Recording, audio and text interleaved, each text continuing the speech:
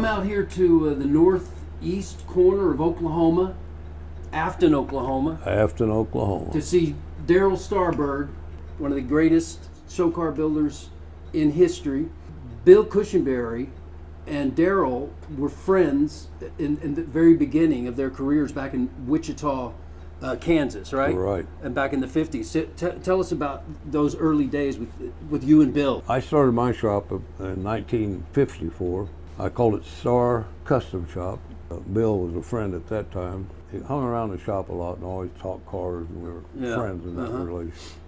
Went lunch together occasionally, and just friends, normal friends. Mm-hmm.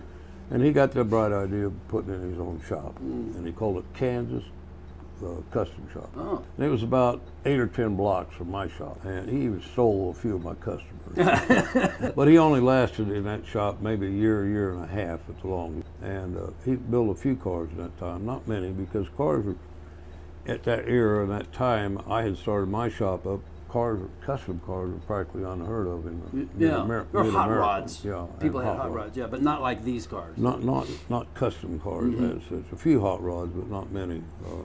Most of it was all taking place on the West Coast, in California. Barris was already in action. Exactly. Yeah. Winfield was already in. See, when I was in high school, they were already in business. Oh, right. And they were my idols, so to speak, when I was in high school. They were your inspiration. I wanted to grow up to be George Barris. Oh, yeah. You know, and their cars were in the magazines, and right. you were looking at the magazines. That's where I got it from, the magazines. And Bill, he built a car for himself, a 50 Oldsmobile. It was really well done and for that period of time, was really a radical car. And when he got to California, he started up his shop there in Monterey. Of course, him being close to me and related business-wise, he kind of spread the rumors that he was working Darrell Starberg to kind of get started. So that's where it started. That's where it all started. Okay. You know. Before he got to his shop for a couple of years, he'd come to my shop, hung around. I think he might have sanded the car or something like that, small for it. But he never really worked for me on a salary type basis. But Bill's a heck of a craftsman, and he was even then. He was a real good metal man. Bill and I, we were friends long after that. He come here to the museum. We inducted him as one of the original 13 guys. Right. Inducted into it. And I think he attended every induction ceremony. Every year? Did you do it every year or every 2 years? That he's there. Well, at that time we were doing it every year. And he was here every year for it. And was a great supporter, and we were always friends. Always. Bill wanted it called the El Matador, man, you know. At the time I had a 58 Corvette.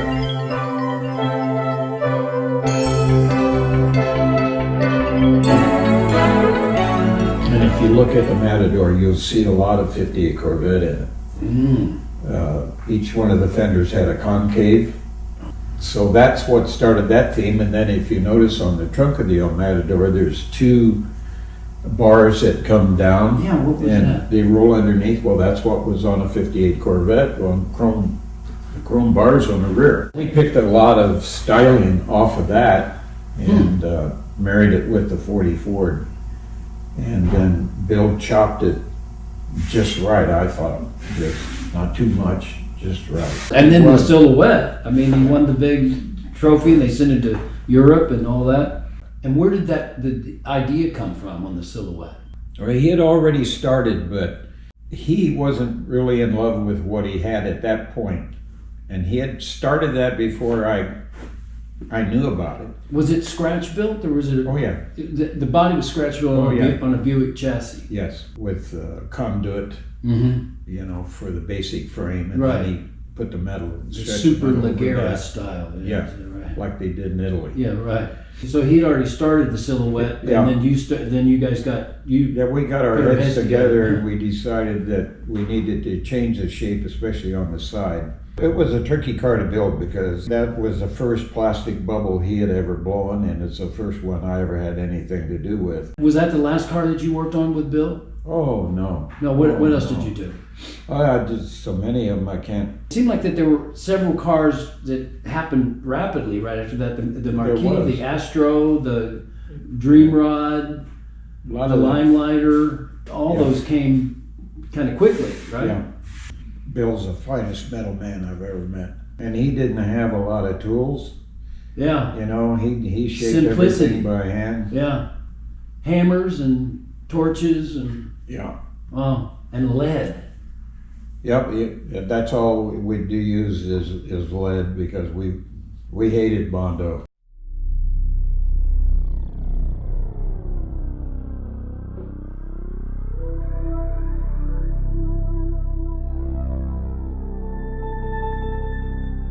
We were walking down the main drag in Castroville, and I looked off the side and said, man, I've got to see this, you know. And I walk up and look in there, and here's the Matador. And I said, oh, my God, this is the most beautiful thing I'd ever seen in my life. It's just, the whole car was just, blew me away. The paint job was like nothing I'd ever seen before, you know. And I was a painter myself anyway. I've been painting, started striping cars in the 50s, you know.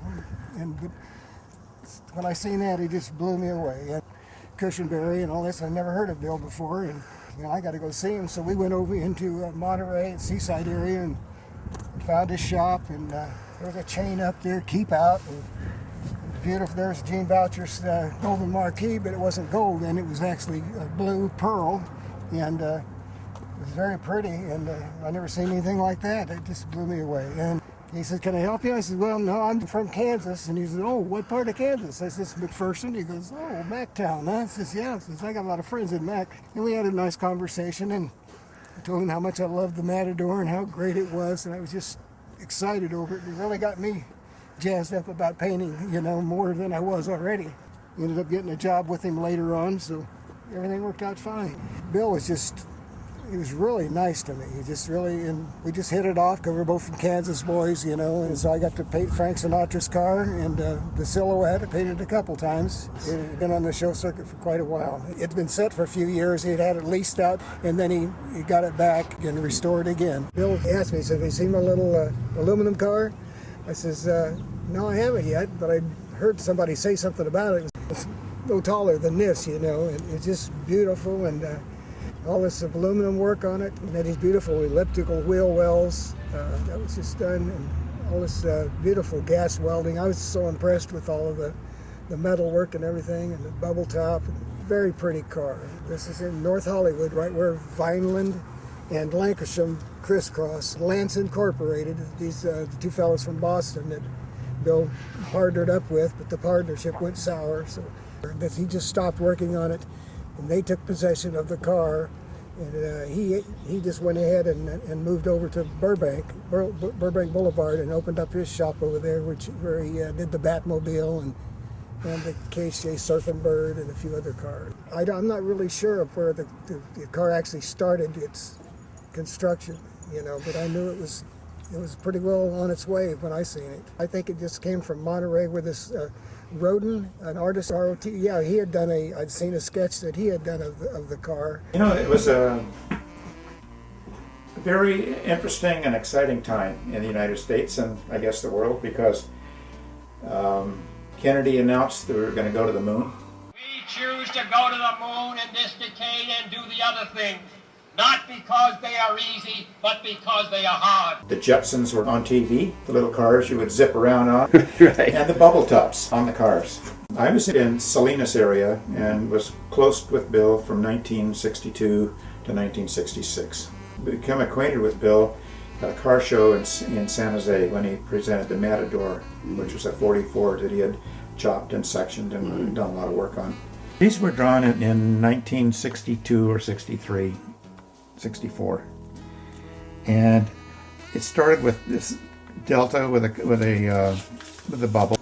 And as we talked about it more, the idea of using a Corvair engine, you see, came into play, because then we could have a chassis that was low, and the engine could be mounted at a very, very low position within the chassis, which didn't interfere with developing this pointed nose on the front like we wanted, showing how the bubble top might be done with the wing and the intake for the engine above.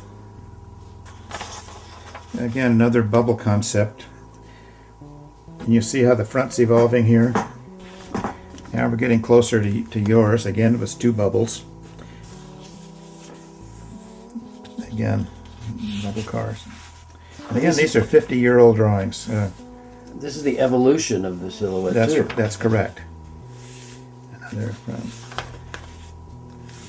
now you see we're starting to get for the rear shape. But in your car, what we had in mind here was the front.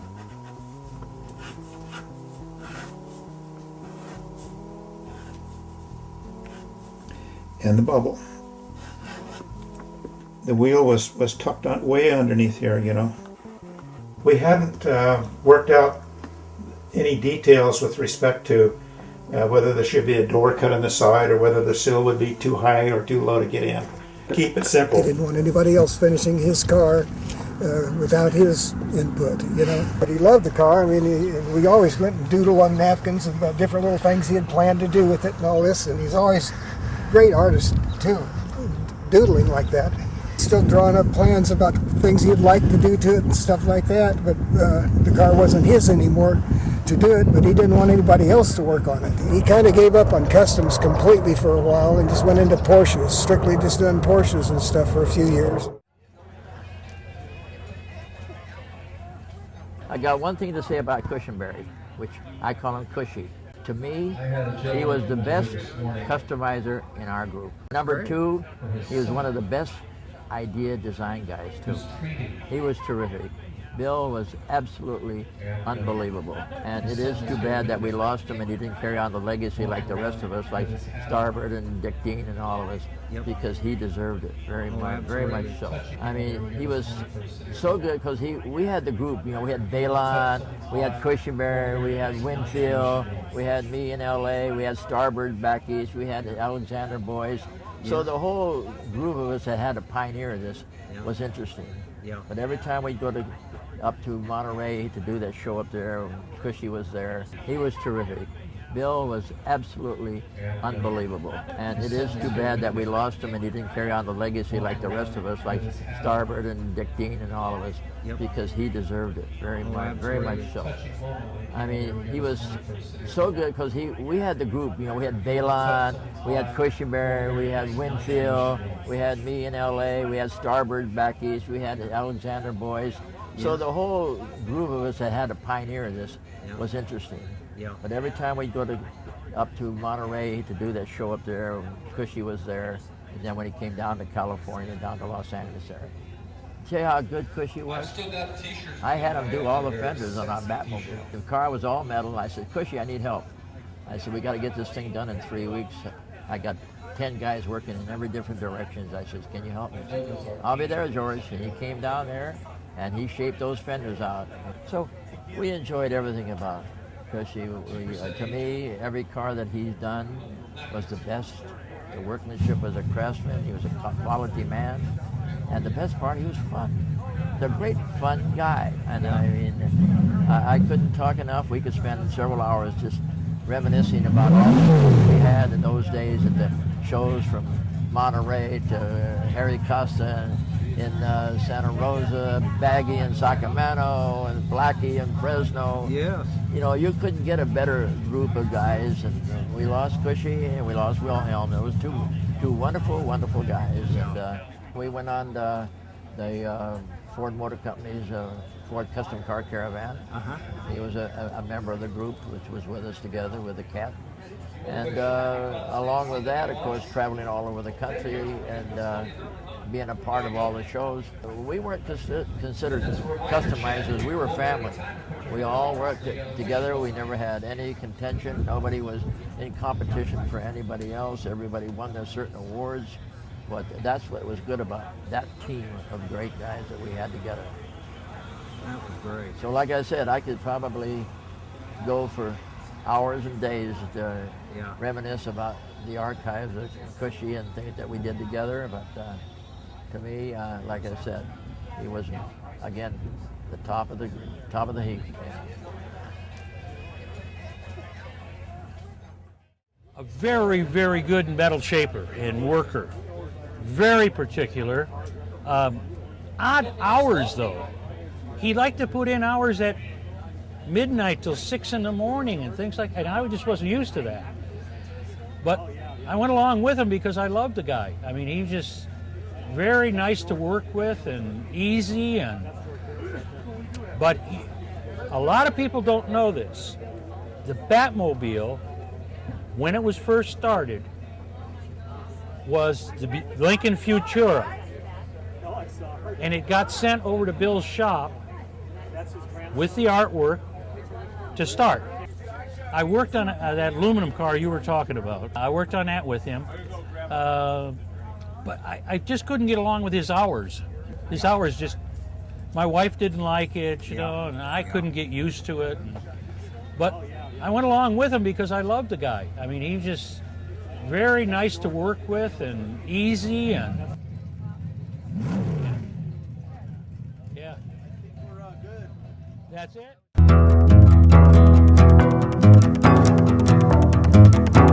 I knew about Bill and I met him a couple of times at shows.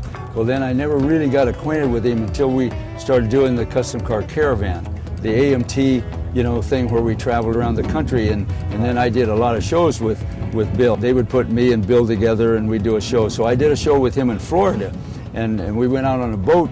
We went out and I went water skiing in Florida, and I met Bill and his wife, and that's where we really got acquainted. And after that, we were really good friends.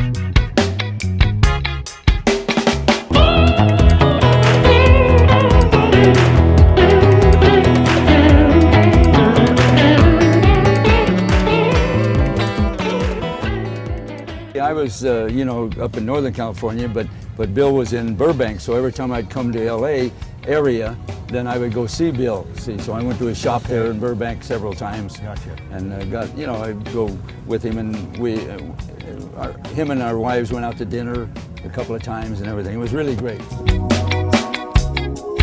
I'll start off with how I became acquainted with Bill, and it all started actually with the Marquis, which is the '56 Ford that Bill radically customized in his shop in Monterey.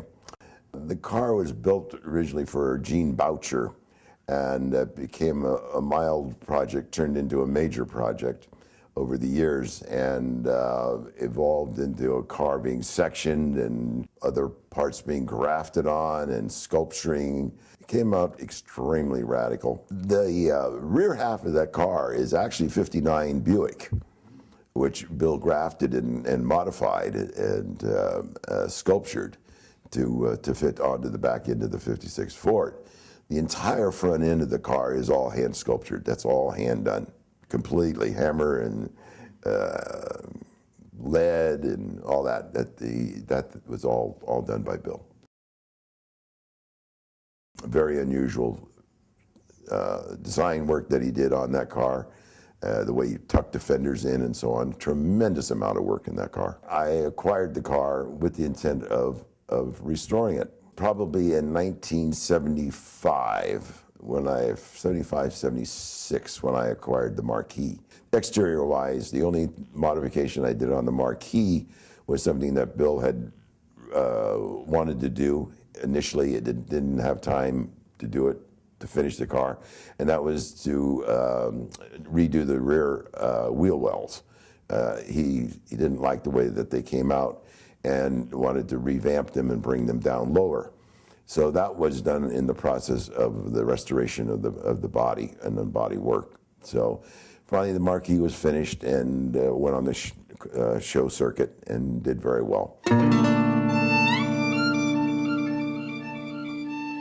The Marquis has since spent the last 5 years in the California Automobile Museum in Sacramento. Prior to that, the Marquis was at the Harrah's Museum on display, and then prior to that, it was at the Peterson Museum. So the Marquis has had a lot of museum exposure, shall we say, and out in where it should be, as far as I'm concerned, my feeling is exposed to the public for them to see the type of work and design that Bill Cushenbery was capable of producing. Bill was very, very creative. He liked to build exotic, one-off prototype cars. That was really where his heart was. That's the type of thing that Bill always strived to do, was to make something so unusual, using his talents and exposing his capabilities of making something that would draw people to the car. That was what Bill's design work was all about. Well, we've come here to Lompoc, California. This is Bruce Heather, who came down from Seattle for the show. Bruce is a old friend of Bill's. Tell us about when you first came in contact with Bill. I first met Bill in March of 1963 in Seattle at the first Seattle Roast Show. He had brought the silhouette there. He had the silhouette on the display. I was in the 10th grade, and it was really something to see that car. Had you seen it in magazines? No. Oh, it had never been seen before? No, not yet. And I had seen that 44 that he worked on, Bob Crespo car the year before at the World's Fair car show. He had that car there. That was a feature car. Les Popo. That started as a 44 coupe. Bill Cushenbery he got it last. He did the detail work and the paint. George Barris' shop did the front. It's quite a car. Yeah. One of the stories I was telling about the El Matador, when that came out on the cover of Rod and Custom, it just blew everybody away. That nobody had ever taken a 44 and done that to it. That was in Seaside. Yes. Everybody always referred to his shop being in Monterey. Well, never was it. He had one in Seaside, the first one. The second one was in Sand City. He was promised a job with that Butts Cadillac Pontiac. He worked there as just a general body man, collision repair. Right. And then he found that building on 2400 Del Monte. He rented that building, and then he started doing custom work after hours. He built the El Matador so people could see what kind of work he did. Bill drove the El Matador down the street. First time he'd ever driven it. Well, that just blew everybody away, and he quit the job at Bud's Cadillac, and he used to custom work at that shop full time.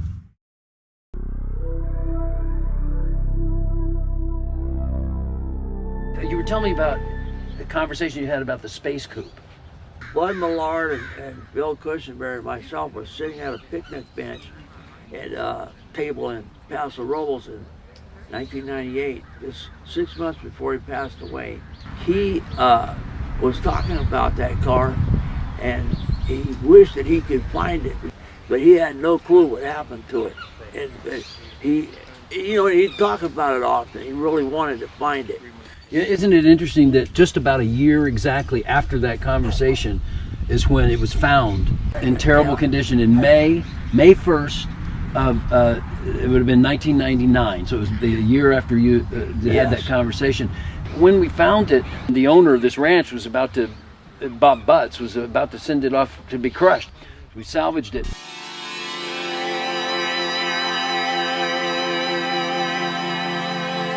Today we have a very special guest coming to visit the Space Coupe. He should be arriving any minute. Gene Winfield. So this is a piece of artwork. Yeah. That's where we're heading. It opens this configuration like this. Right. For you to get in and out of. Yeah. I've just got to add some more shit. But I'm still doing these edges now. This was here. There was no floor. What thickness is this? On the aluminum, that's 062. And it'll sit on the frame. And this will be power? Yeah, this will have an actuator on it. Mm-hmm. And it's all part of the body, all this doors, so we can lift it all off the chassis frame. Yeah, looks good. Yeah, it's coming along. I mean, just making all these edges and trying to fill in. I put a patch in it because it just had a hole. You know, I mean, there's a lot of it was existing, but over the years, it's just been, used by a ton of people. There's a lot of body work. And one time you had told me about after Bill lost the car, walked away from the car, that you saw it on the street or somewhere? I saw it at a body shop, and I recognized it, and And then I called up Bill and told him it was there, and I said, I want to buy it. He got mad. He didn't want me to buy it because he didn't want it to be a Gene Winfield car. And I wouldn't have done that anyway. I would have, definitely had it originally built by Bill Cushenbery. Do you remember where it was, what shop it was in? No, yeah. It was in North Hollywood, but I don't remember. I was just driving. It wasn't his old shop that he had left. No, it's after he lost it. Right. Yeah, and then I didn't know that it was at Bob Butz's place. Yeah. I didn't know it was there, or I would have bought it. Yeah, nobody knew until it was found. Sitting there in the weeds. I know. It was in a couple of other shops that we know of in between. Yeah. But the mysterious stories and how it got to Bob Butts, Right. Nobody will ever know. You know something? I was with Daryl Starbird 2 weeks ago, Oh, and when we were talking, he said that you and George Barris were his inspiration to get started. Yeah. And I mean, that's how long you've been building cars, that you inspired Daryl Starbird. I'm 91 now. Wow. I broke my hip last year in Finland, and they did a GoFundMe thing and developed a bunch of money and flew home on a medical flight. And my hip's all fine. I'm back working.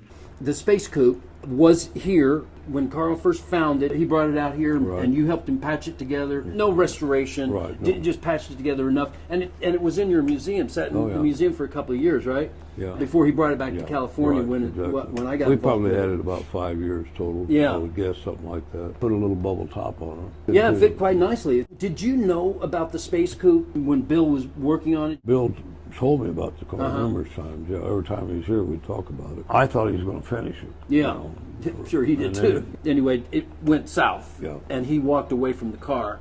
And he mentioned it, that last interview that he did here at your place in 1997.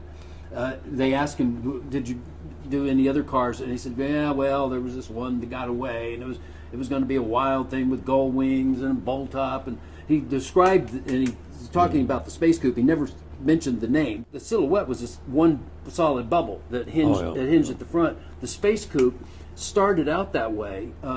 Jim Roten told us that originally it was going to have no doors. It was just low enough to the ground, you just stepped in, and it was a solid bubble that hinged from the front, just like the silhouette.